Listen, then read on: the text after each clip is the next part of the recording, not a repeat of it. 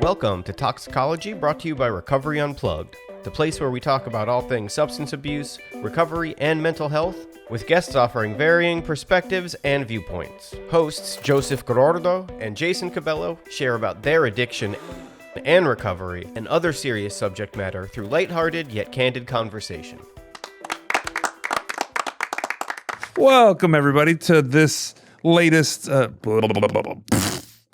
Welcome, everybody, to another episode of Talksicology, the latest and greatest podcast in the known universe. Started us off with some beatbox there. Addiction, recovery, mental health, and this episode in particular, a lot of music. Rock and roll, baby. Yeah.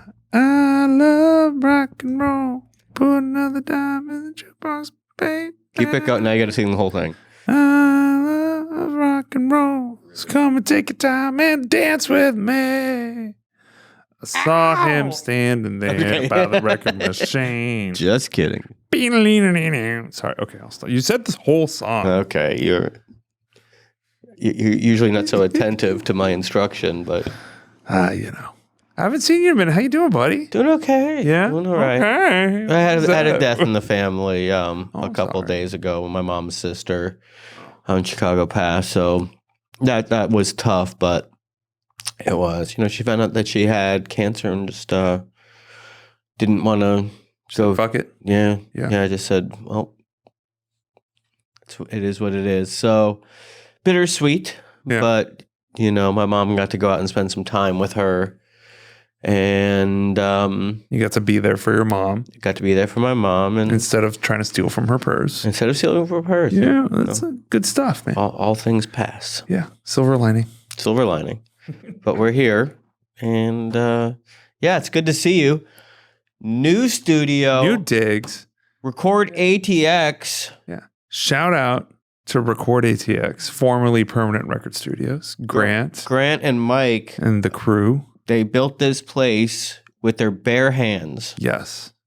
TVs, everything, microphones, just they're soldering back there right now.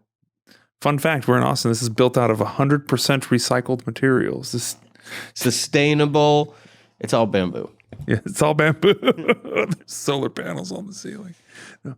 Yeah, it's good to see you. Yeah, What's been going on? Oh, we're in the dog days of summer here, man. The kids are not in school. It's too hot outside to force them to play outside all day. Well, one of them's junking outside, isn't he? Yeah. Become a little entrepreneur. Yeah. Harper, he's hustling. What's the name of his business? One Man's Trash? No, he has no name for it. Well, there you go. This is actually his second business. When he was like 8, he had a pet sitting business called Sits on Pets. But then I tried to make him run it like a real business. So he wanted business cards. Payroll. Well, he wanted business cards. Taxes. And I was like, I'll get you the business cards now. You owe me $25. And then I'd drive. Unions. Well, I would drive him to go to check on these dogs. And I'd be like, all right, you owe me $5 for my time. And the gas. And he didn't like that. Yeah. At the end, he owed you a couple bucks. Yeah. Yeah, that's great. It's capitalism, baby. Yeah. You're 4 years old. Time to start pulling your weight around here, kid. I owned the means of production. Yeah. Right? Yeah. Very socialist of you. No, but it's tough. It's tough, It's tough being a 4-year-old trying to start a business. No. And you should make it even more tough for him. No, but I would say it's tough, in recovery, right? We're very much about routines. Yeah. Right? At least I am. And I've got my routine. I wake up and, I have my coffee and I sit on my couch, and a little bit of that time is spent wasted on social media, and a little bit of time is spent, prayer, meditation, getting centered for the day. And then I wake up the kids and then get them to school. And that whole routine is just shot. And then by the time once that starts becoming the norm, then they're back in school. Yes. And it's exactly. So it's rough, Yeah. But you have good kids. So. Yeah, they're great kids. Yeah. But they're a lot. Yeah. Yeah. Well, there's 3 of them. Yeah. So, but days like today, where we get to spend an hour or so chatting with a rock and roll legend, really fucking legend. Yeah. This, ladies and gentlemen, the guest that we had today, I mean, well, we can say his name, right? Yeah, it's not a surprise. His name's Ricky Byrd. It's on the thumbnail. The Birdman. The Birdman. Not Coco Beware. Not Tony Hawk. Ricky Byrd. Not Michael Keaton in that one title movie. film Birdman. Yeah. But the actual, or the basketball player. Not fucking Birdman. Not Harvey Falcon, attorney at law. Not him. Jesus Christ, there's a lot of Birdman. Not the Falcon from Marvel. Not the Owl from The Watchmen. Not fucking Birds. But the only Birdman who has played with the two surviving Beatles, Ringo Starr and Paul McCartney. Sir Paul McCartney. Sir Paul McCartney. Fucking Elvis Costello, dude. Whoa. Elvis Costello. They're freaking out in the control room. Out in the control room. Elvis Costello. What? Yeah. But yeah, that is, and I mean, grew up, whenever I talk about the time travel vacation. The Bowery. Yeah, and Max's Kansas City. Velvet Underground, man. Yeah. Like, Andy Warhol. come on. By the way, I saw a real some real Andy Warhol work yesterday. The Brillo boxes? No, over here at the Blanton. Oh, what pieces do they have They there? got a couple different prints. They got a Maryland print. Right. They got one that looks like an ad for some like night court or something like that. They had I'm blanking now, but they got some real Andy Warhol stuff. That's pretty cool. They're prints, but they're signed. Yeah. That's good. That was his genius. Yeah. Just mass produced it, silk screen it, and all he did was Who did that first though? Him or Salvador Dali?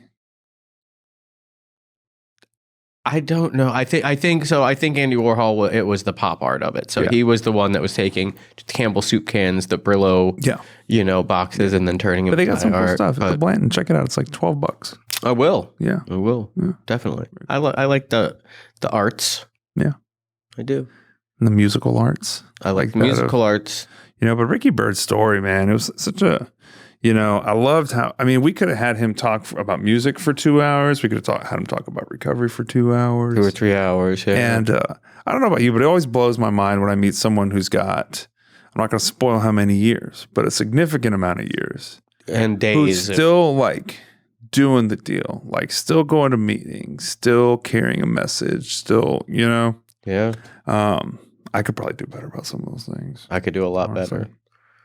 Yeah, my H&I got canceled and I could pick up a new one, and I'm kind of like, I'll do it. I'll get around to it. And that's very selfish of me. So thank you for bringing that up. So I do need to. No, seriously, I get to look at myself and be like, what am I doing? I'm gonna go home and just watch skate videos all day. Yeah. Sounds cool, but Gifts of recovery. But if there's a guy out there who needs help and I'm not you're not there to do it, then I failed as my end of the deal. No, man, that guy is at a meeting right now, dressed like a sailor,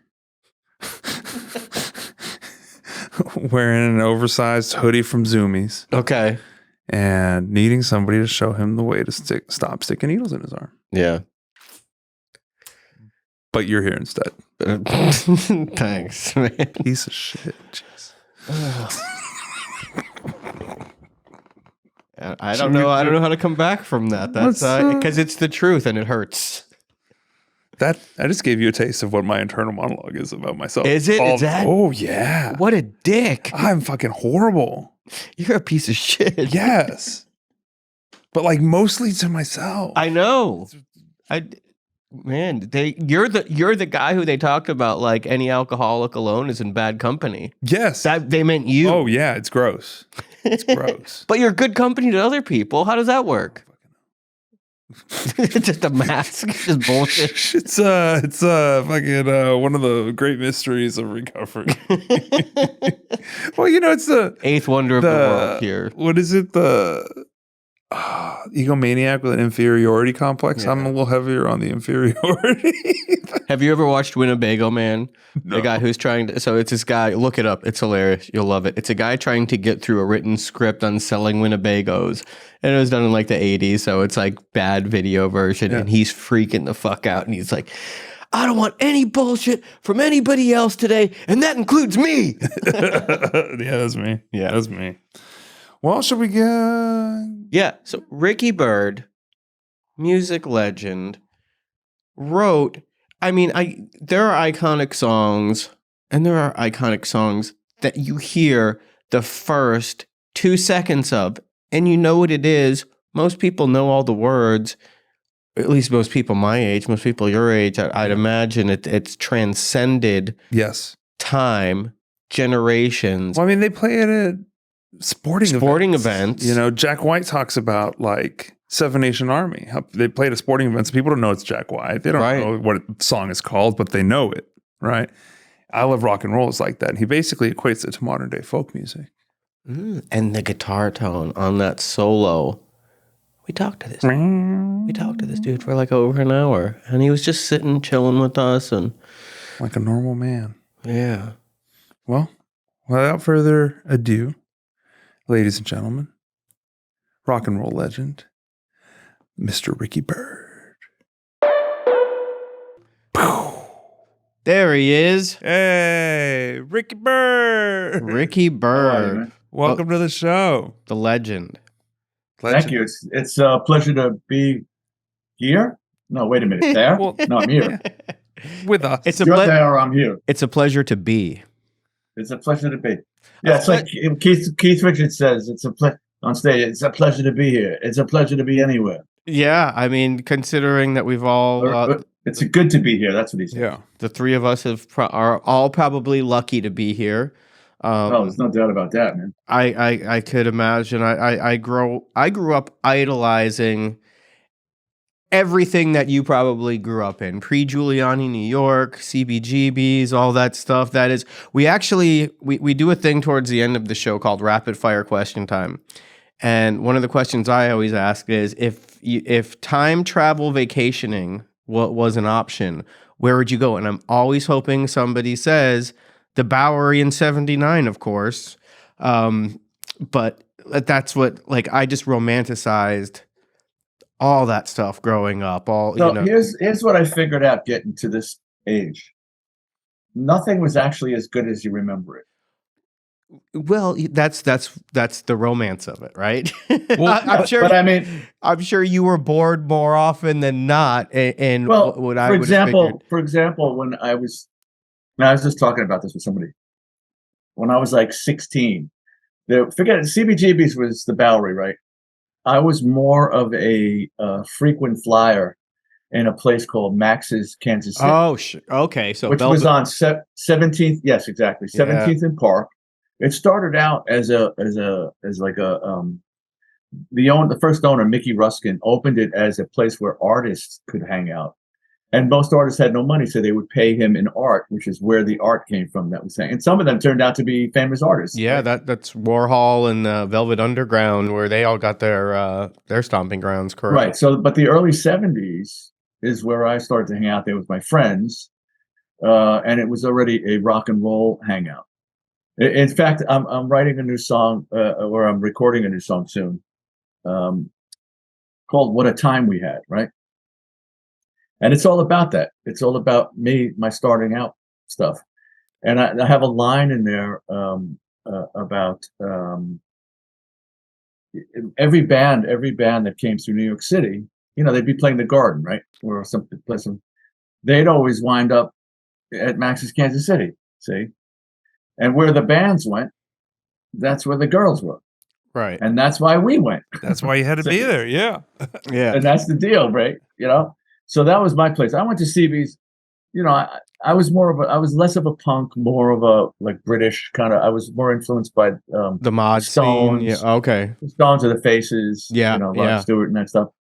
But I'd spent many a night in CBGB's. Well, I mean, I think that was the thing is like punk, the early punk wasn't influenced by other punk. You know what I mean? It was people that were listening to the Kinks and people that were listening to, a lot of stuff from the UK, and then kind of took their own spin on it.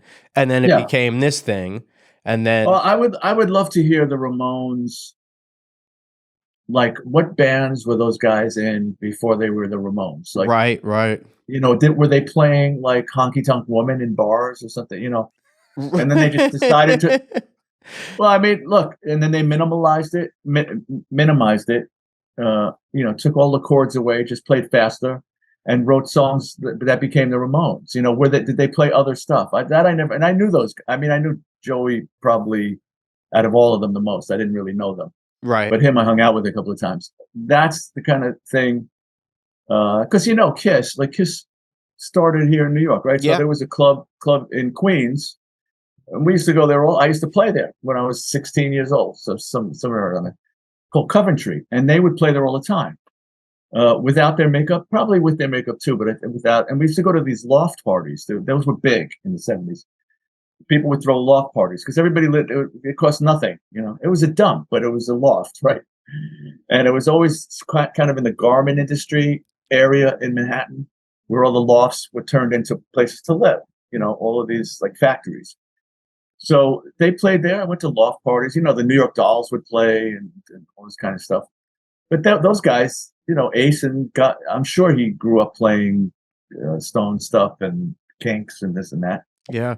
Yeah, so that's one connection you and I have is my stepfather produced and engineered David Johansen stuff after he left the Dolls, before Buster Poindexter. Those couple of solo records when he did the Animals cover and stuff. My stepfather was a producer on that, so he lived with us in Miami when they were recording that. And first time I saw Joan Jett, I was probably 6-7 years old, and I'm like, that's the woman I'm gonna marry. This is it for me. And told my mom my plans and everything. I'm gonna move to New York. I'm gonna meet Joan Jett. She's gonna fall in love with the 6-year-old. Nothing weird about that. And then she was like, oh, David's friends with her. And I remember like walking up to him. He's sitting on the couch trying to relax, and I just probably for 30 minutes, what's she like? What's her favorite ice cream? What's her favorite color? That's all I wanted to know. What's her favorite ice cream? Where did you see Joan though when you were 6 years old? I Love Rock and Roll when it came out, and then my stepfather being the musician. So in other words, you mean you saw Joan Jett and the Blackhearts? What you're saying? Correct. And then he showed me this, and the Blackhearts, and old resentments never die. And I listen. I remember seeing you in the videos and everything, and just how cool you guys looked. Like that was you were who I wanted to be. So. Because you were in the room with Joan Jett. Well, yeah. I mean, he's sitting there fucking, he was just using me, man. Well, and just the guitar tone and everything, like it was so influential to me. So thank you for that, and besides that, you have worked with. Sorry, I couldn't hook you guys up, man. By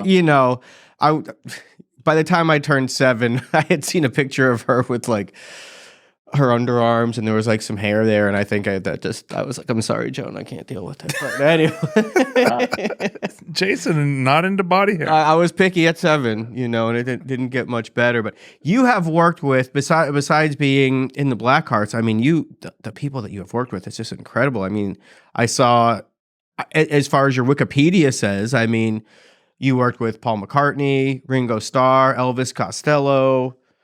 Well, let's be specific here. Okay. I had a band out called Susan. We were on RCA. That was my first band that we did an album and toured. That was my first. Then I joined the Blackhearts. So I was in the Blackhearts for 10 years and change.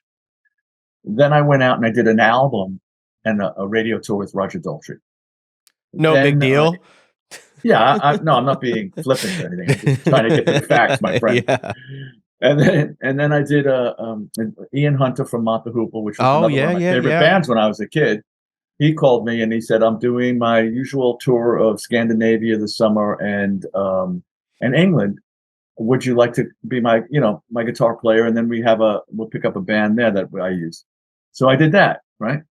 And the Roger Daltrey thing, we did the record half in New York, half at Abbey Road, which was great.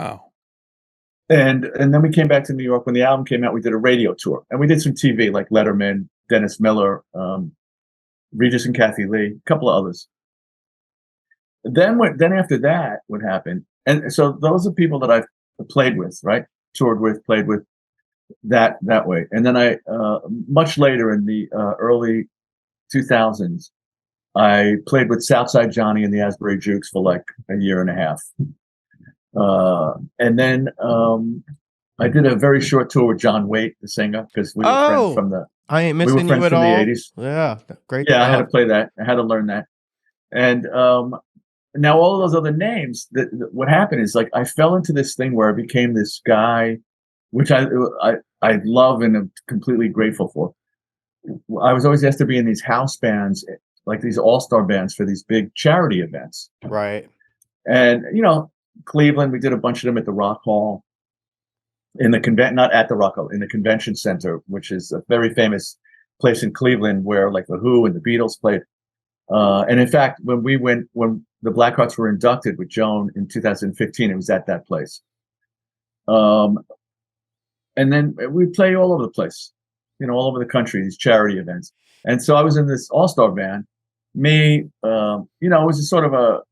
was it was a basic band, and then if somebody couldn't make it, they'd switch up, substitute. Liberty DeVito from Billy Joel, played with Billy Joel for 30 years, my old friend. Jeff Carlisi from 38 Special. Oh, wow. Will Lee from the Letterman Band sometimes. Rob Arthur, who's played with Peter Frampton for the last 20 odd years. And on and on and on like that. So I got to back up. If you look at that long list of people I played with, I was, we were backing them up. So I did like 4 songs with Smokey Robinson, like 3 songs with Brian Wilson. Wow. Mavis Staples, a couple of songs, and Sheila E. I mean, it just goes on and on. It's ridiculous. Elvis Costello. I did 2 events of playing behind Elvis Costello. That's amazing. Which is, it's amazing for a couple of reasons. A, I got to play with all these people, which was, complete chills all the time. Yeah. It keeps you on a toe. As a musician, it definitely keeps you on your toes because it's all genres of music, man. Right, it's like right. all over the place. And also, well, I guess that's it. It keeps you on your toes as a musician, and you get to play with all these wonderful artists that you grew up listening to. And I'm forgetting. I mean, I did a benefit to this place called Right Turn in Massachusetts that my friend Woody Geisman runs, a treatment facility. Woody was in the Del Fuegos, which was a big band in the 80s, right? Right. And he got sober. He started a treatment facility, and we did a couple of benefits, and one of them was with Alice Cooper, right? So there I am, and I'm playing like 4 or 5 songs with Alice Cooper. I'm playing these songs that I listened to when I was 14 with like giant headphones, playing I'm 18. So what was the first thing that you remember hearing that made you want to do what you do? Oh, that's pretty easy. I mean, I grew up in a household. My parents were divorced.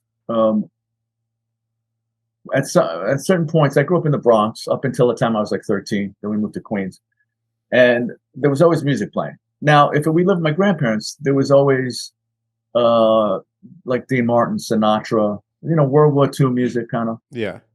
And post rock and roll stuff. But every Sunday night we would watch the Ed Sullivan Show as a family, which everybody did back then. Anybody that's in a certain demographics, if you mention Ed Sullivan, they. Yeah. And for anybody that doesn't know who he was a newspaper man who got a TV show. The most stoic, like non-TV straight personality guy ever. Yeah. Yeah, he just stood there and kind of spinned around and said, talk weird. But he would have, and it was all because of ratings, right? He didn't love the British invasion, but he would have like those singers I mentioned, like Tony Martin, or I don't know if Sinatra was ever on there. He probably was. Streisand, everybody. He'd have comics.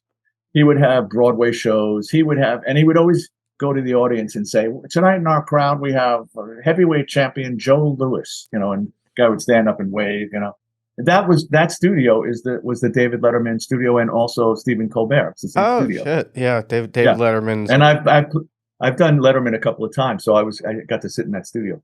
But so we watch it. So he had Elvis, the famous Shoot from the Waist Up show. Yeah.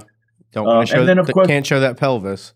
Right. And then, of course, he had the Beatles and the Stones. And when I saw the Beatles, but I was always listening to music. I always had that little transistor radio, with the leather. It came in a leather Yeah. Little thingy. And you'd carry it around. You'd sit in the Bronx. We'd sit on the roof in the summer and we'd listen to music, or on the stoop. There's a word for you, the stoop. And we'd listen to music. We'll play stoop ball. You know what stoop ball is? No, That with a stick when you'd hit it. That's stick ball. No, that's stick ball. Stoop ball. You would hit the edge. There was an art to it, man. You'd hit the edge of the step, the concrete step. Okay. With that little pink Pensy Pinky, that little ball, and that was stoop ball. And there was a guy in the field, across the street, try not to get hit by the field. Yeah, the field. Exactly. The busy street. Yeah, breaking windows. And then somebody would yell car, and everybody would sort of go on the sidewalk. Yeah. Jesus, I sound like I'm 100, but it was a great time. It was a great time to grow up, no doubt. But I was always listening to music, so I was always aware of these sounds. And New York radio was amazing back then, AM radio before FM came in, because they would be not unlike Little Steven's Underground Garage on Sirius XM. Yeah, yeah. And I'm not only plugging it because he played. Oh yeah, you played with him too, didn't you? I did a show with him. I did with his band, the Disciples of Soul, and a couple of events. But Little Steven has that kind of thing on his show where he plays everything. Yeah, he plays all the old doo-wop stuff and and he'll play Sinatra, and he'll play the Flesh Tones, and he'll play the Cocktail Slippers, and he'll play me, and he'll play this one. And so that's what New York radio was. It was top 40, so it didn't matter who you were, what kind of music you played. If you were in the top 40, you were on the radio. So I got to soak up so many different styles of music. But when I saw the Beatles on TV in '65, I think it was. Yeah, I was 9. I connected with something. Changed something in you? Well, first of all, I felt different. This is kind of slipping into the recovery thing. I kind of felt different. I was very shy when I was a kid. And I felt out of 2 steps to the left, let's just say. Gotcha. They looked like that, see? You know what I mean? They looked like that. And it was celebrated. And it was celebrated, yeah. And the girls were screaming, so that seemed like a plus, no? Yeah. And this is, and I think the thing that really caught my attention was when they went over to Ed. You knew Ed kind of looked like uncomfortable, nonplussed, Yeah. nonplussed. How's that? To the point of maybe horrified a little. Like he would show acts, and he just would be like, "Oh God," There's a famous Dean Martin thing with the Stones where they were on his show and he introduced them and he rolled his eyes. It became this huge. It would have been viral if it was now, And they talked about it years later, but it made them bigger. I bet. And he's just kind of like, here's the flash in the pan, the Rolling Stones, and then some British guys. I don't fucking know. And then they played Satisfaction and fucking just changed history. Well, because these cats were huge. The Dean Martins and the Sinatras. Right, right. Yeah, that whole Rat Pack scene.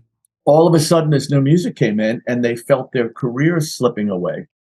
Yeah. Sinatra even went through a thing where he did a couple of, he did Winchester Cathedral, this weird song. I know the song. I don't know this one. I don't know this one. Yeah, like his record company, the one time he weakened, his record company said, why don't you try to do a Beatles song? I think he did. He did something. I think he did something. Didn't he do that? I want to hold your... Yeah. No. He did something in the way. Oh, he did something. Yeah. Okay. No, he did something. Yeah. I think that was the song he did. I could be wrong. But my point is those cats felt threatened. Not unlike the people that grew up in my generation felt when hip hop and rap started. Yeah. Yeah. It was like, well, what the hell's going on? What is this? So first what you do is instinctively you go, this is awful. This isn't music. This is exactly what the Dean Martin people said. And then all of a sudden it becomes bigger than everything, Well, yeah, my Doc McGee is my godfather, and my whole family pretty much worked for him. And, he always talks about, that Nirvana just overnight just changed everything that he did. Yeah. And he was just, but you give the guy credit, Kurt Cobain, like most rock and roll comes from a couple of sources. Now, it could be, if Chuck Berry and soul music and blues is over here, some music is like right next to it. Like you could hear it, like the Black Crowes or Aerosmith. You could hear their influences. Right. Even though those guys made it sound like them. Then there's things that are way over here, but still the influences, if you dig deep enough, you'll hear chords from 50, like that's a Chuck Berry guitar chord progression. Yeah, exactly. Well, it's like we went to go see the Pixies a couple weeks ago, right? My wife was super concerned, because I'm pushing 40. She's like, we're gonna be the youngest people of this show, because I'm 39, she's 35, and we get there. And we see some people you'd expect to see, right? Like, late 30s, 40s kind of cats. But then there's also a ton of like 18, 19-year-olds running around that are clearly not there with their parents. Right. You know what I mean?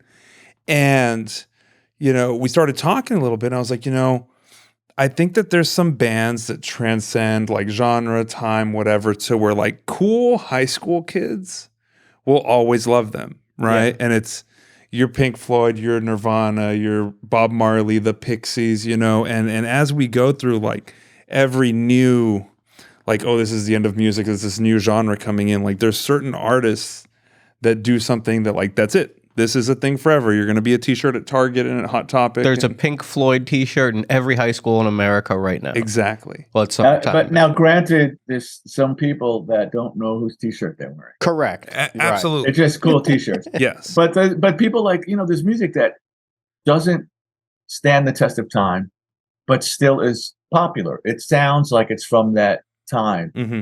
And I'm not saying David Bowie, but 70s David Bowie, the great Spiders from Mars stuff, Suffragette City, all that stuff. It still sounds amazing today. And kids, see, my daughter's 21. She loves rap. She loves hip hop. She sings. I hear her in her room singing, Journey songs along with radio or I mean, I think it's a lot different. I think kids are open more. At first it starts with like, no, I don't like that. I don't like that. Like when I try to get her to watch a Marx Brothers movie, it's like, it just doesn't mean anything to me. And I'm like, dude, it's classic. Yeah. It's like, yeah, not to me. My girlfriend and I went on a road trip the other day, and there's a few years between my girlfriend and I, and she was just like, I just can't believe that you were not into The Cure when you were younger. And I was like, I was into more like punk hardcore stuff. And it's not that I didn't like them, but I couldn't just pick up a device and say, I'm going to listen to The Cure now. Like, I would have to go get a record, they weren't playing that stuff on the radio, so find somebody who had the record, get a tape copied for me. It was like, there was a definite echo chamber of music that you were listening to when, whatever they played on the radio is what they played on the radio. If you wanted to veer from that, you'd go to a record store, ask the people who worked at the record store what your friends were listening to, and make bootleg copies of it. It wasn't as easy, but I think it's great when, the younger kids are listening to just about everything. And that's one thing. They could become an expert on a band. Like, some kid could, by tomorrow, like hear the Kinks for the first time tonight and then tell me things that I don't know about the Kinks. It was one of my favorite bands, like, in a couple of hours of research. A more open mind. I think when we were talking about Kurt Cobain, and I want to finish that point, is that in a whole period of rock and roll, Kiss had their thing, but they were just a rock and roll band. Yeah. They added the costumes and boots and the spectacle stuff, but it was basically a rock and roll band. I mean, party, rock and roll all night, party every day. It's just rock and roll. But it's sort of always, there's stuff that's sort of on the outskirts, different bands from different, decades. When Nirvana came in, he, as a guitar player and a songwriter, he put together chords that I would never put together and sang melodies over them. Yeah. Like he changed, he just said, no, and he'll just, I'm going to put this here, play this. And, I mean, the Beatles did miraculous stuff with chords, but they were basically still in the chord patterns. Yeah. It's like Kurt Cobain completely changed the course of Mighty Rivers. You it's the art of war, you know, and unconsciously or not, is you take the other guy's rules and you break every single one of them, and then Well, that's what rock and roll is supposed to be. yeah, exactly. Now I don't, they weren't like Nirvana's not a band I grew up with. I hear it Smells Like Teen Spirit or some of the other stuff, and I understand it. It's not something I would listen to 100 times. It doesn't have the, I can't explain it, man. There's this swagger that the kind of rock and roll that I love has. Right. Yeah. And, I mean, all you got to listen to is Exile on Main Street, and you know what I'm talking about. Yeah. There's no curves to Nirvana. It's jagged. Yeah. And I like drunken sailor music. How's that? There you go. So anything that has that kind of,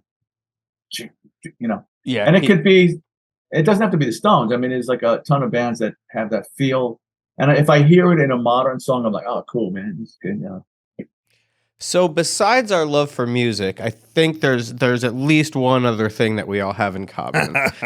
And that would be, we had tried some substances. We liked said substances and then loved, made it our entire life for me. And then we had a problem putting them down when everybody else was done partying. So let's dive into a little bit of that, Ricky. I'm sure were you starting as a young kid, drinking, stealing some bottles from your parents? Hold on. Okay. I've been listening. Now, you mentioned divorced parents, which, a lot of times, we talk about this, where, divorce is super common, but when you're a young child and your parents get divorced, it can often be something kind of traumatic that ends up being sort of, you talk about Kurt Cobain, moving mighty rivers, right? Where like that simple thing can often lead to a big shift in kind of where we're going in life. So I'd like to hear, before we even get to the drugs, is like, what was the family life like before? Well, some of this trauma you obviously don't know about until you become an adult, You don't realize what's going on because we have the ability as humans to suppress. Yeah. See? Yeah, and when you're little, you don't know anything else. You think that's just how life is until someone. Yeah, my dad was an alcoholic. His father was an alcoholic. And yet I have an uncle who's been sober, 45 years or something, 46 even. My dad's brother. There was because my parents were divorced, I only remember the very early stuff when we lived together as a family. Mm-hmm. He was a bartender. I do remember, and I always share this when I speak, that he would work, the night shift, right? Come out in the morning and stuff and comes walking into the house and knocking stuff over and this and that. And when I would have breakfast, there was always a bottle of J&B on the table. Mm-hmm. And that's the only thing I've never tasted. Really? J&B? Okay. Talk about trauma, right? Right. Yeah. I've never tasted scotch. The smell makes me nauseous. No, nobody wants to do what their parents did. Well, when I was a kid, that's emotional. I'm talking about. Yeah. Well, when I was a kid, it was very normal, that my dad had 3 or 4 bottles of tequila throughout the house. It was like the one in his nightstand, the one in his desk, the one in the kitchen, and I just thought that was a very normal thing. Yeah. Until I got older, and I was like, oh. There was a ton of cocaine in my house, and that's why I became a heroin addict. Yeah, there you go. We don't know any different. The point being is addiction is split into 2 sides. See, there's the allergy part, which means when I do the first one of something, and it doesn't have to be just drugs and alcohol. It's anything. It's instant gratification, right? All of it. There's the part of my brain that's the pleasure centers lights up like a pinball machine, and it says, "More, feed me." Like the flower, right? Feed me. Yeah. So there's that. So that's the thing when you do the first one. But what's the other side is the emotional side that made you feel different and made you want to not or could not be part of society as a whole. Like you just didn't feel comfortable in the world. You had horrible coping mechanisms, wherever you got that from. That's the emotional side of it. That comes from situational stuff, like what you grew up with. So I understand why I have the allergy because it's in my family. Now, somebody, if I was talking to a newcomer and they said, "Yeah, but I don't have anybody," and I did get certified as a counselor and as a sober coach, but I haven't had a chance to put it to much use. COVID kind of knocked that thing out. Oh, okay. Oh, fucking COVID. But I did work at a cool treatment facility as a counselor for a couple of months, before COVID, and I enjoyed it. I don't know if it's for me. I think I'd be better as a sober coach, but I'm digressing. So the point being is like, I understand the allergy part of it because it's in my family. Oh, I know. I was saying a newcomer would say, my family, there's no alcoholics, and it's like it's got to start somewhere, right?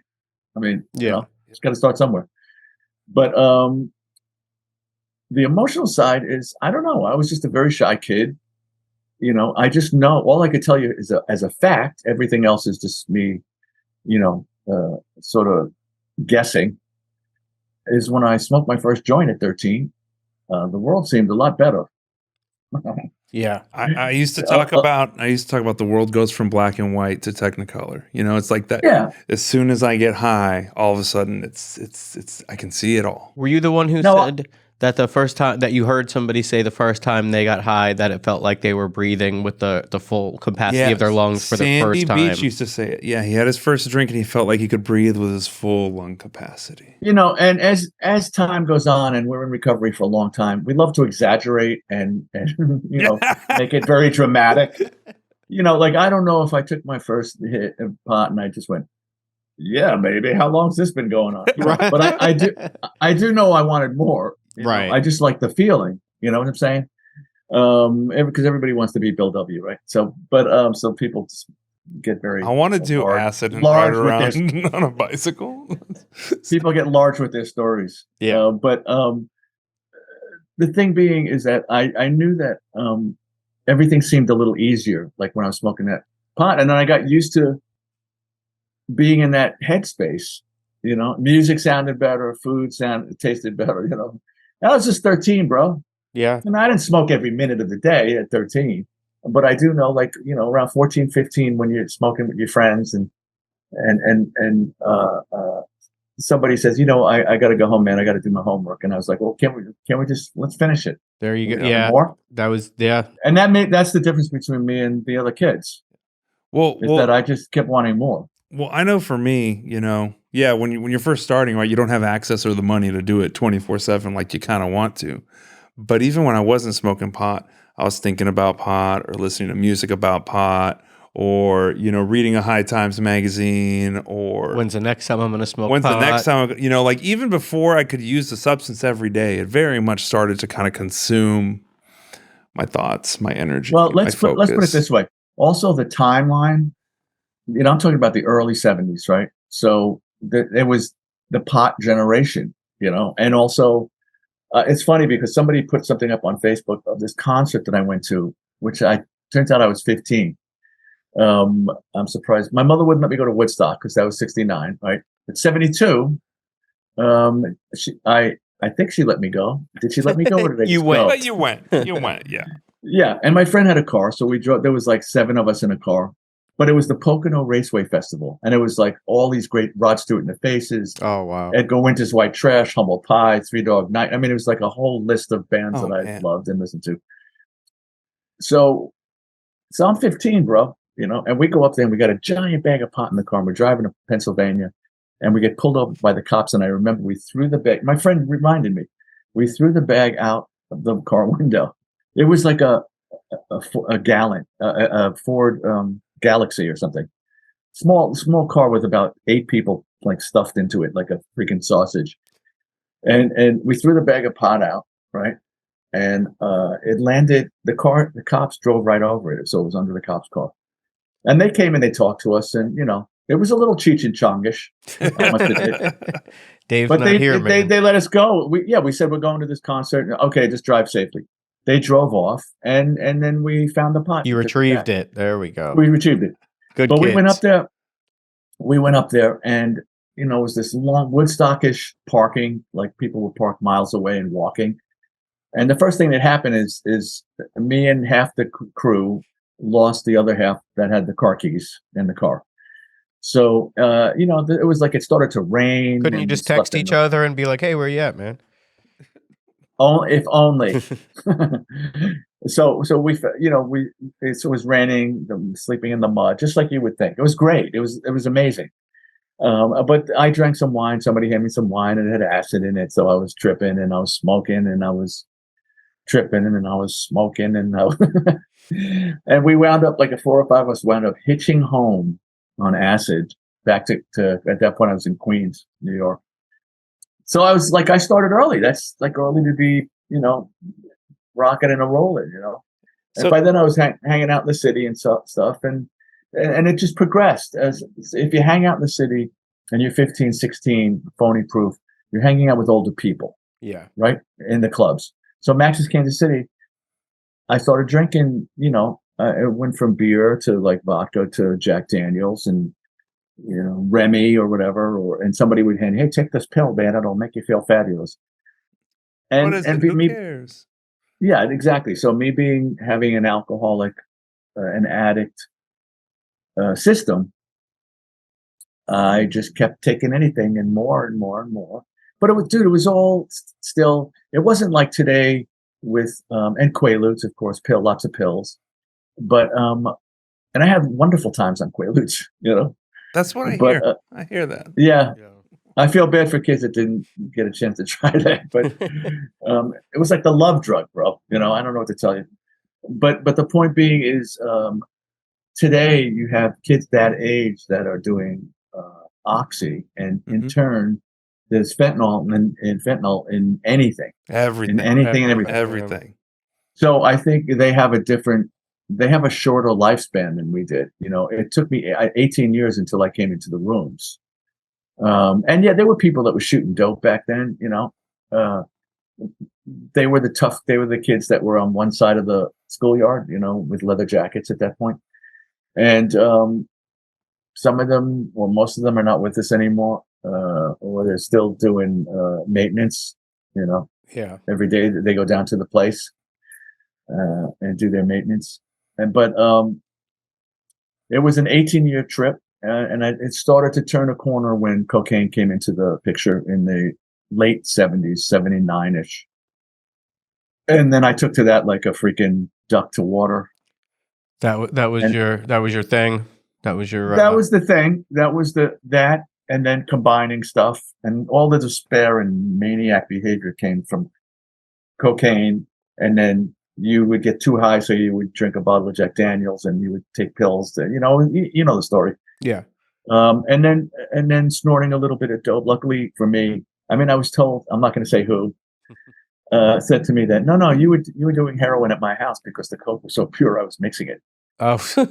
I was like, I'll tell you in private. But at the very end, I snorted heroin because I was on the road and we couldn't get any coke. And somebody said, well, let's try this. And, yeah, it was fabulous. But luckily, I came into the room soon after that. Okay. How's that for a story? So between when you actually came into the rooms, very few people like realize they have a problem and immediately seek a solution. So kind of rewind it just a little bit to like, when did you first realize like, hey, maybe this isn't going so good? And how long did it take you to get to the point where you were like, all right, I surrender. Tell me what to do. Well, it wasn't when I was a teenager, because we were just having fun. And even if it sucked and we wound up in, some weird place at, 9:00 in the morning, it was like I was a kid, right? Yeah. No. When you start to have responsibilities and you're not taking care of them, that starts to be a problem. When you start disappearing from your family, when you start to not show up, when you start to spend more money than you have. Well, wait a minute, I still do that anyway. They got meetings for that too. Yeah. Yeah, I know. But it's those things start piling up. See, and then in '83, I started experimenting, and not a lot. Somebody turned me on to freebasing, right? Smoking cocaine, and I truly believe, because I remember the first time I did it, what happened. Like I couldn't get off, and I kept smoking, and then I took this deep inhale, and I collapsed and turned, white as my hair. And I think I scorched my lung a little bit, but in '83, my lung collapsed on the road with Joan. Oh shit. And I I found out later on, and it was very serious. I found out later on I was literally minutes, if not hours, away from demise because my heart was moving to the other side. It was just horrible. But I was there for 3 weeks in the hospital in Opelika, Alabama. They were lovely people, and they did save my life. Came back to New York, and I'll tell you one funny story about that. I remember we're checking out and in the doctor's office, and he said, and with a Southern accent, he said, Ricky, you have to stop smoking pot because you have the beginnings of emphysema. So through all the other things that I did, pot was always there. Right. And a lot. I would say there was always a lot. I always had like a cigarette case full of joints. Or, I was the guy that had this ashtray by the side of the bed when you woke up in the morning. It was a roach. Yeah. This is how I'm going to start my day, man, But he said, you have the beginnings of emphysema, so you can't smoke pot. And immediately I went, and then he said, and I said to him, what about cocaine? I swear as I'm sitting here. Wait a minute, it gets better. I swear as I'm sitting here. He said to me with this is the head of the hospital, but it was 83, so let's give him a pass. He said, in moderation. Oh, of course. That's what he said to me. And my mind went, cool. You have to promise to freebase like a gentleman, Ricky. Yeah. So we know there's no moderation really with cocaine. It's, the first hit is wonderful because it sends you into another guy. And unfortunately, 5 minutes later, the other guy wants a hit. Right. And there you go, on and on. So I came back to New York and I wasn't doing anything. And it lasted like that long because little by little, you start having a Heineken at a dinner or something like that. And you know what it's like, bro. You have one Heineken and if you didn't eat, your brain said, well, let's have another because that's fine. You forgot all about the hospital. And then you have 2 and 3, and then that it's like, what? You just give me a Jack straight up, please, thank you. And after 2 or 3 of those, you're making phone calls, and that went on until 87.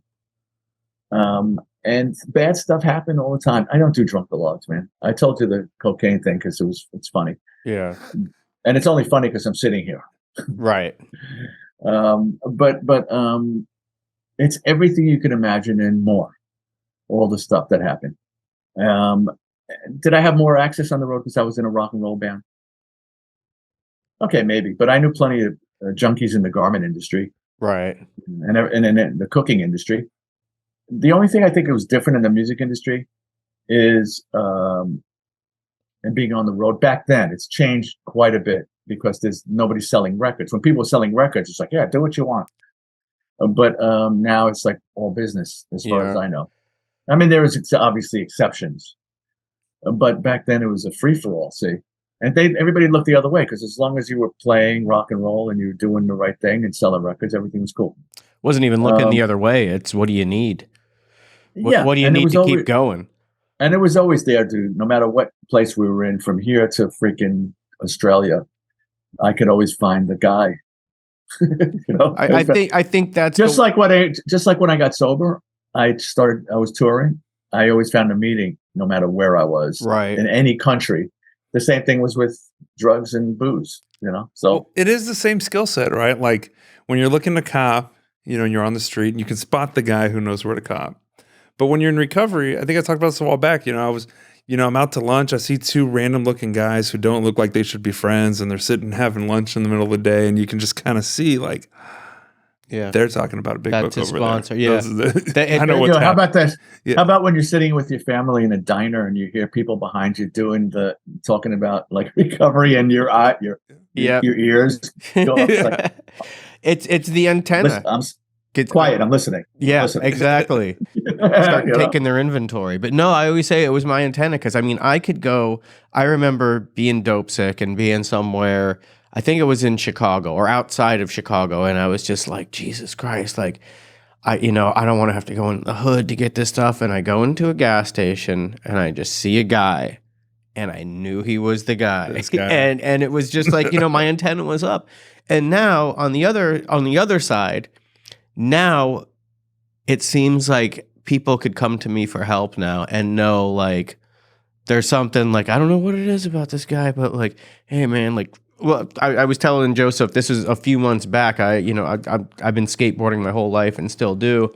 And I was at the local skate park here, and there's a guy who we call it's a public skate park, so we call them the overnighters. They sleep there and whatever. And he seemed like a really sweet kid. And, I just went up to him one day. I'm like, how you doing? And he just looked at me and he was like, I don't know why I'm saying this, man, but I think I need help. And I'm like, well, I work at a rehab. yeah, actually, what a coincidence. And I got him like a scholarship. Like I was just, because he just, when somebody just seems ready, and it's just so many people. I've learned that I can't chase people. Right. I can't get anybody sober. Like I could point them in the right direction. I could give suggestions and this and that. And everybody, most people know I'm in recovery because I recover out loud. Right. I don't talk about the specifics because of traditions and this and that. But I say I go to neighborhood support groups. Yeah. That's. But if you want to talk about it separately, fine. But the end came. See, I'm doing the dramatic thing now. I was at a wedding. I was at a wedding. We were at a wedding, me and my wife, and it was a friend of ours. And they put us, they put you at a table with other people, right? We were sitting with this girl, Jill T, who we used to get high with. We used to do blow with and everything else. I leaned into her. I'm at a wedding. I have no social abilities. I can't socialize. I had to get something to drink first before I could speak.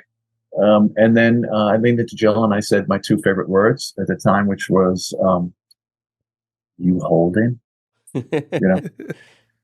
And she just went on, man. She just went on to the 12-step rap. Okay. No, I do this. I'm going to these places now. And my immediately, that's the last thing you want to hear. Is Very last, yeah. Good for you. And I looked around the room for somebody else, like a victim. But that was in August of 87. And let me just backtrack for a second. When I was turning 30, I decided that was it. Okay, I've had enough. Enough bad experiences. I'm done. So from 30 to that August, which is 86, right? To oh my God, I can't think straight. Let's forget the year. I got sober September 25th, 87. There we go. Yeah. So from my birthday, I said that's it, and I have a diary of it. It's not pretty because I said today I'm gonna stay sober, just club soda, and that's it. And then the next day it was okay. Today I'm gonna stay, and it just went on like that for the whole time. Yeah. And until I ran into Jill, and Jill said, so that was August of 87, and September. So the next couple of months, or the next month, I was doing what addicts do, right? And it wasn't even a horrible night, if you want to put it next to some of the other nights.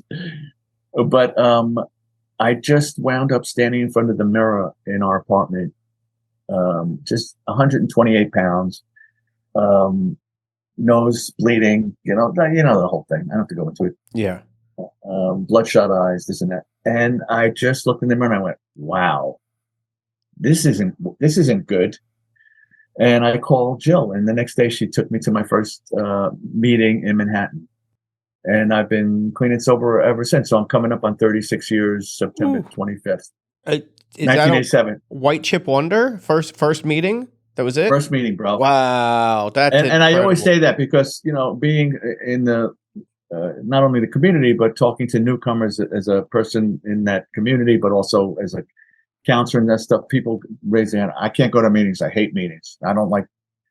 And I was lucky. I walked in and I didn't see something I identified with because everybody looked like a business person, and I just came off the road. So you can imagine. And my hair was like down here, and but when they started talking, I went, wow, this is interesting, and and that my uncle that I told you about, he used to send me pamphlets. You know the pamphlets. Right. He would send me the pamphlets, and I would go, "Why is this man sending me this stuff?" You know. And I would put my Jack Daniels on it, or I would use the edge of the pamphlet to cut stuff. Nice. Okay. So, you know, it also works as that. Yeah, it also works as that. But we laugh about it now. Yeah. But that's amazing because I mean, you're talking to two guys who I've been to treatment 20 times. Joseph, half a dozen, umpteen times. So, you know, and I didn't go to treatment, dude, because it was 87, and there were only a few places. Betty Ford, you know, handful of joints, right? I can't explain it. I'm lucky. I'm grateful. I was just done, man. Yeah, when you're done, you know, and it wasn't easy because I went back on the road with Joan, and I was in the environment again of being in a tour bus, tight with all the same temptations. Yeah, I'm not saying everybody got high. I'm saying that they were there if you wanted it. It was there. And then people coming over to you after, so, hey, Rick, come on, let's go back to your room. That's the one little difference between somebody who works in the garment industry and then somebody who just comes off stage is everybody wants to party with you right when you come off stage. Yeah, and the thing is, we were lucky, or I was lucky, because we were on tour at the time, or around that time, we were on tour with, and I took to the ideals of it, so I got into the habit of first I started to still hang out in the bar for the first couple of weeks or something, and I would go to the room with people that were using, and I would sit there drinking a club soda, and the guy I was talking to at the time said, might not be a good idea, so I stopped that. Yeah, you know, and that just sounds like the worst time. You know, I started, I didn't know what I was doing, and I was alone, and I was out there, but I started to call into group from wherever I was, Sheboygan, England, wherever. And I would say, hey, I'm in town for a couple of days. Could you tell me when there's a meeting? And they say, well, we're sort of 20 miles away, but we'll pick you up from the Hyatt or whatever we were saying. And I started doing that. And then at some point we were opening for Aerosmith when they did their first big, they were like one of the first groups to come out and say we're clean and sober. They had like a sober road crew. Stephen was the guy who was really helping me, and I would call him every night. We were opening for them, and I remember before the show, I would go into their room and do a little pre-show, huddle, recovery kind of huddle, and talk about things about isolation. When you're one of the only guys when you used to be the dude, and now you're the other guy, that people make fun of you. You're isolated from. No. You shouldn't come. You shouldn't come to the party.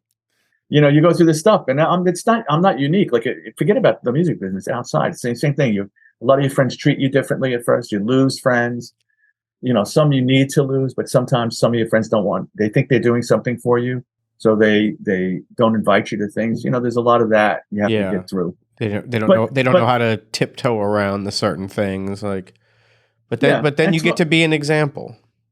You get to be an example, and in New York City, I had a great place. I started out going to one group, and then going to another, and then I started in one drugs, and then I went to alcohol. I had this thought that every time I drank, I used. So if I could borrow something from The Sopranos, if you cut the head of the snake off, right. So I started to go into that group, and here I am, 36 years later. A lot of ups and downs, and never picked up through anything. Career ups and downs. Just never thought. And I always say this.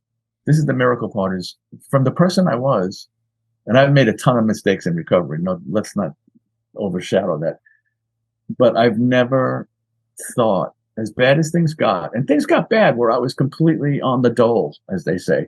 After I left the Blackhearts and I played with Roger Daltrey and Ian, and there was all of a sudden I couldn't get arrested in the music business. Now it's a whole other thing. Now I'm like a survivor and stuff. But I never thought once to get high or drunk. It's so weird. And I was heavily going to community support group meetings, and I was just doing the deal, Right. And that's it. And let me just mention our friend Richie Supa. Yes, please. Richie Supa and I have known each other for like 45 years. And Richie and I partied, and Carol, my wife, we spent a lot of time at Richie's apartment. And we partied together. And, and we got sober almost together. He came in a couple of years after me. But yeah, we're lucky to be alive, bro. Yeah, we are. And Richie is certainly a power of example to many people in Florida. absolutely. Yeah, Richie was an integral part on me getting clean, because him and Naomi, who works with him. Yeah, Naomi's my mother's best friend. So isn't that funny? When I needed help, they got me into Recovery Unplugged and said, like, when Jason's ready, we have a place for him, and it took me quite some time, and then once I was ready, I made that call and they got me in. You're a 24 treatment wonder. 24 treatment wonder. Now, what Richie does at Recovery Unplugged, when it started, we were both kind of doing the same thing. We started kind of together because we started doing music, recovery music. Right. He started with this one song called In the Rooms, and then we had Broken, we wrote together, and this and that. And he's in Florida, I'm in New York. So he got involved with starting Recovery Unplugged. I took my stuff on the road, see. So I became this recovery troubadour where I would go to different treatment facilities and do an hour group. And it was going full swing until COVID hit, Right. I was going all over the country as a recovery troubadour doing these, these hour-long mixing music with my story. And then my two recovery records, Clean Getaway and Sobering Times, came from those songs because people would ask me at the group, where can we get this stuff? Right. Where can we bring this? How can we bring this music home? And that's why I did the records, see? And so that's the story. And now let me just get to this point that's really good. I was asked to be the ambassador for this really great platform called All Sober. See, I'm even wearing a t-shirt. Cool. I sent them a picture of me with this t-shirt. I said, dude, this is what a t-shirt should look like. You got to cut the freaking sleeves off, man. And they're a wonderful couple that started this because of somebody in their family that was having issues. And it's one of the reason I got involved with them. So I'm an ambassador. And my main job is to get people for their inspiration page. And if you go to allsober.com, I just got Kathy Valentine from the Go-Go's, Ty Babylonia, the Olympic skater, a whole list of my rock and roll friends to share their date, their bio, their paragraph of why they're in recovery, like what it means to them. And I just realized I've been looking at you guys on the screen the whole time, so I've been like this, but I should be looking straight ahead. That's okay. But you're gonna have to start all over again. Yeah. Yeah. Ricky, welcome to the show. Yeah. So they're a fabulous organization because it's informational.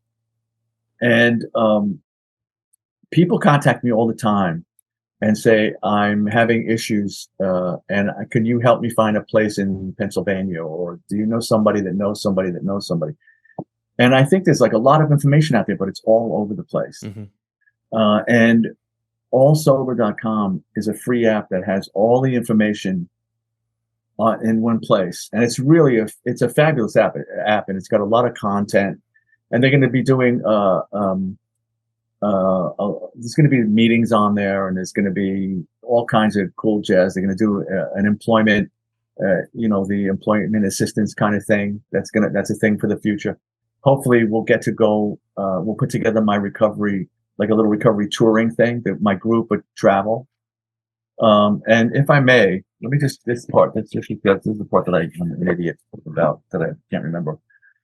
So the platform goes from struggling all the way to recovery and beyond. All the information you need, right?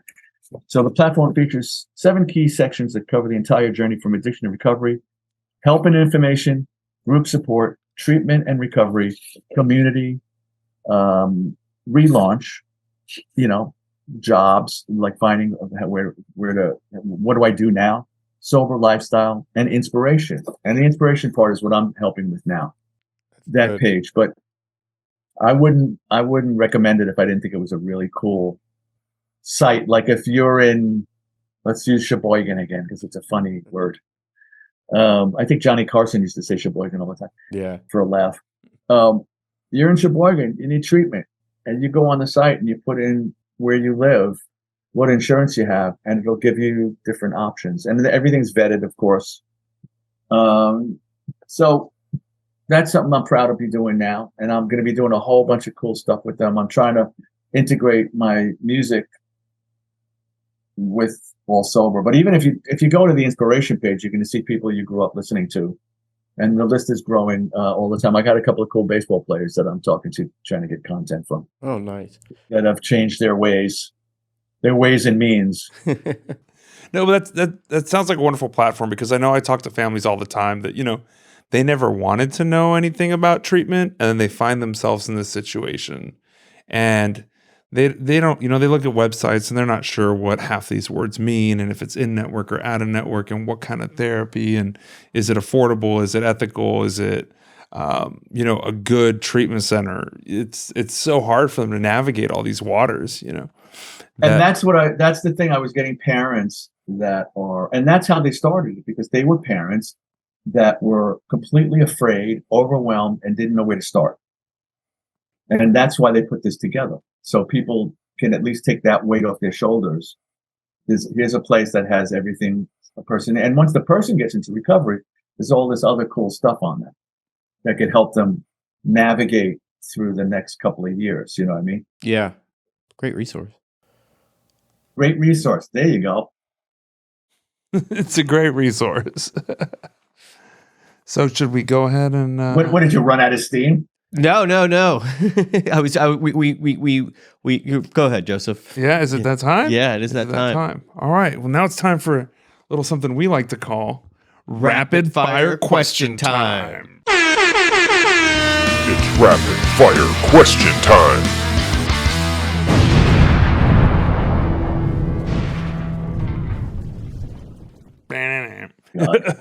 There's a bunch of explosions. Am I on the Jimmy Fallon show now? Yeah, right. Does Jimmy Fallon do rapid fire questions? I don't know. I don't know, man. I don't watch.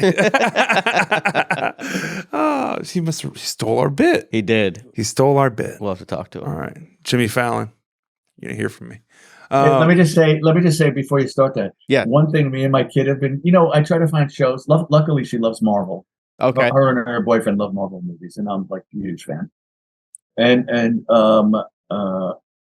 baseball. My kid loves the Yankees like I do. Oh, I'm a Cardinals fan. Okay. You're probably doing better than we are right now. No, we're not. But we started watching Hot Ones. Yeah. Oh, with the wings? The hot sauce, yeah. Yeah. Oh my God. We watched Pete Davidson last night. We were crying, laughing so hard. It's a show that brings us together. I mean, it's the funniest show. And he does sort of questions like that. Right. But, I love the Tenacious D episode.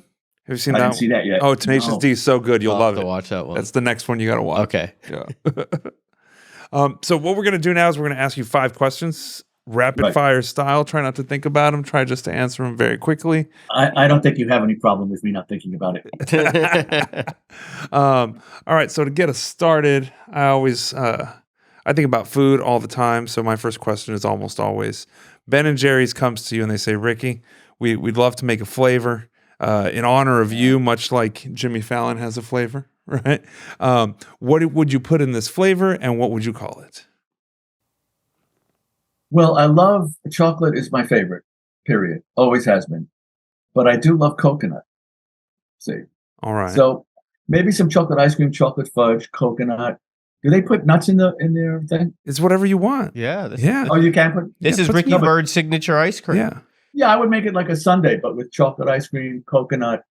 I love coffee ice cream. Can we do 3? Yeah. A little swirl of coffee in there? Yes. Okay. So coffee, chocolate, and coconut with some chocolate fudge and what did I say? Walnuts or something. All right. And what do you call it?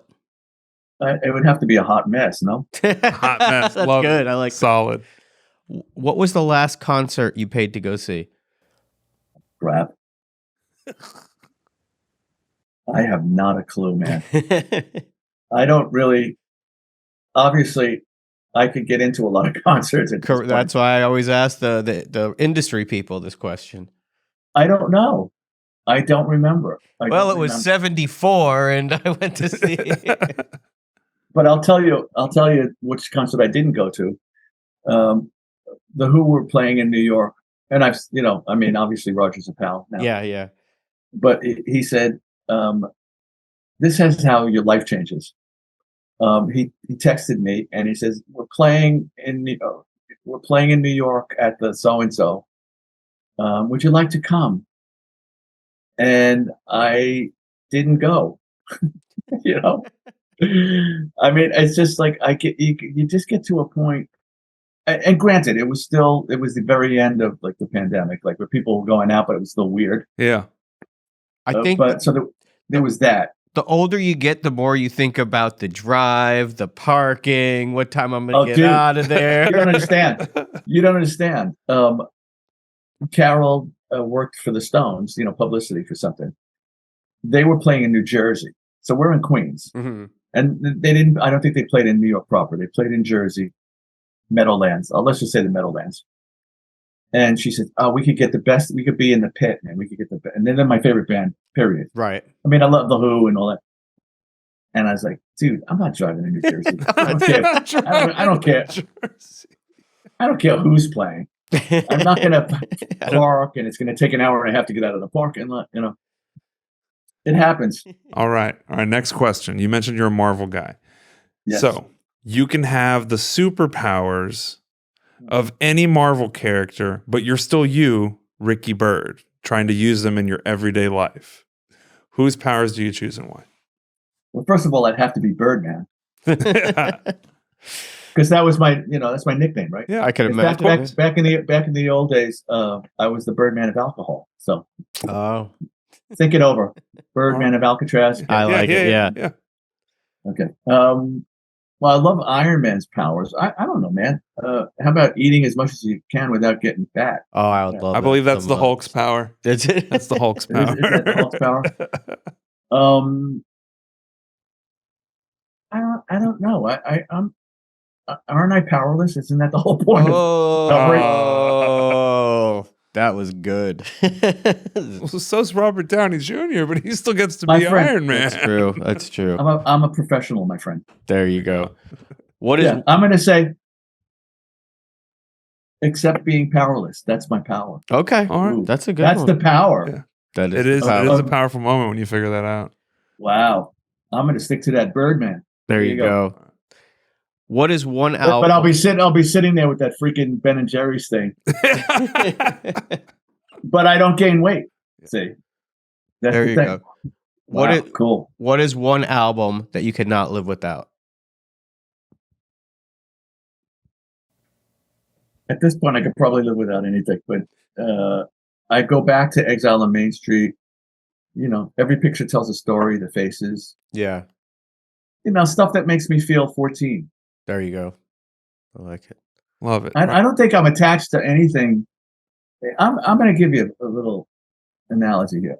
Hurricane Sandy. I'm sitting in my basement now, right? This is my studio, little thing. My guitar's to my right. I do my little promo stuff right behind me. See? What part of Queens are you in? I'm not going to say that. Okay. What was I saying? Hurricane Sandy. This was a finished basement, right? Hurricane Sandy took the whole thing. Luckily, I got my guitars up, most of the amps upstairs. This basement was filled up to the top of to the first floor and a little bit beyond. What that did for me, maybe I was Birdman before you brought it up, because I thought it was higher power spring cleaning. I mean, my wife was affected more about the losing stuff. I mean, I got upset. I lost stuff, and what are you going to do, man? You can't argue with Mother Nature. So I think that's a great analogy for acceptance, right? Isn't acceptance our whole game? Yeah. Absolutely. Isn't that the cause of all my problems? Not accepting where I am right at this time. So, what the fuck was the question? Album you can't live without. Yeah. Oh yeah, I don't know. I could live without. Very Buddhist of you, though, to The only thing I can't live detach. The only thing I can't live without is my recovery. How's that? Love it. Love it. All right. Last question, recovery question. As quickly as you can, how many days have you been sober? Oh God, I have no idea. Just throw a number out there. No. I refuse to make myself look stupider than I already do. 36 years. Oh, coming up in September on 36 years. I know there's an app for that. I could look it up. Yeah. There is an app. I don't have any. Do you know? No, I don't know. I don't know. No. August 25th, 1987. Not August. I mean September 25th, 1987. 365. I'm curious now. You got me curious now. I think it'd be somewhere in like the 10,000 days. I'll have to take your word for it, Matt. I don't math. Yeah. I'm gonna be Zen again for you. There you go. I only just have for today. I only Just have for today. Zing. What is the thing with the old timer where he's like, he's talking to the newcomer and he's like, well, what time did you wake up today? And he's like, oh, I woke up at 7. And the old comer's like, well, then I woke up at 8. You've been sober longer than I have. Yeah, and I understand the old, because I am an old timer, but I understand the theory of I only have today, man. You know, I get it. True. Cool. It's true.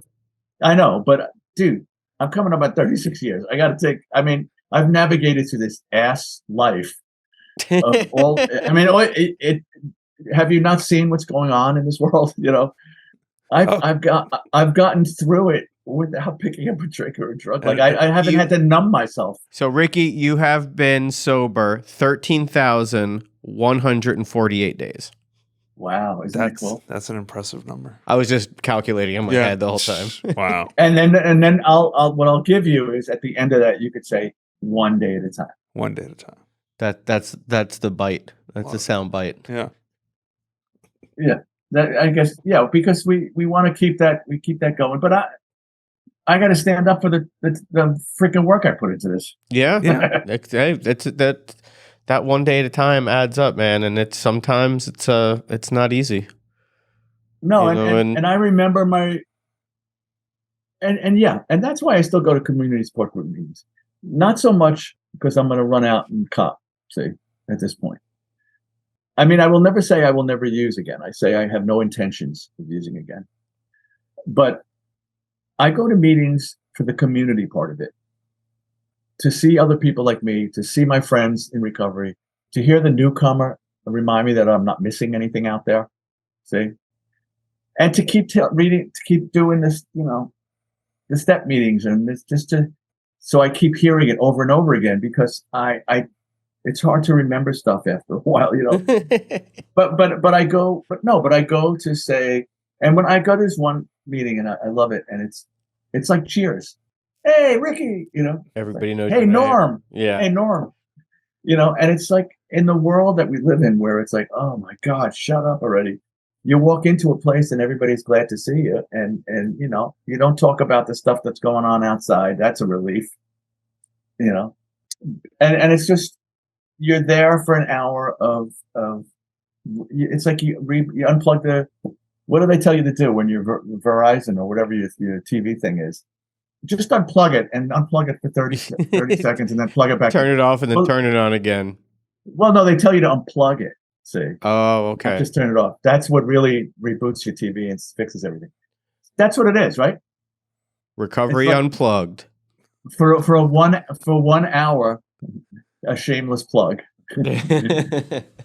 For 1 hour, I go to a place and I just talk about what keeps me alive.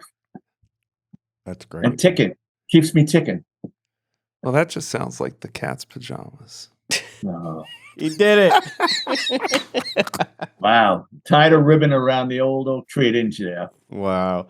Well, Ricky, this has been an absolute pleasure, man. Like, you have been a definite inspiration to me since I was a wee boy, and oh my God, you know, I'm you could have left that. You could have left that part out, but okay. But no, man, like just watching you on MTV when I was a kid, and I thought you were the absolute coolest, and I still do. So I appreciate you taking your time and coming on here and continuing to inspire people and showing people that it's possible, and doing things with all sober, and just being an approachable guy even though you are 100% a bona fide absolute rock star. Yeah, whatever. And there's the New York guy coming out. Let me just say, we can and do recover. And you're looking at a guy that doesn't care how you recover. Whatever keeps you on the right side of the grass, that works. We're a long way from when this started AA started in 1935, and there's a lot of different programs, and whatever works for you. I have mine. It's worked for me all this time. Whoever's listening, whatever works for you, do that. Do exactly that. Well, that sounds a lot like something we like to say around here, which is that there's 1,000 ways in and 1,000 ways out, and we hope you find yours.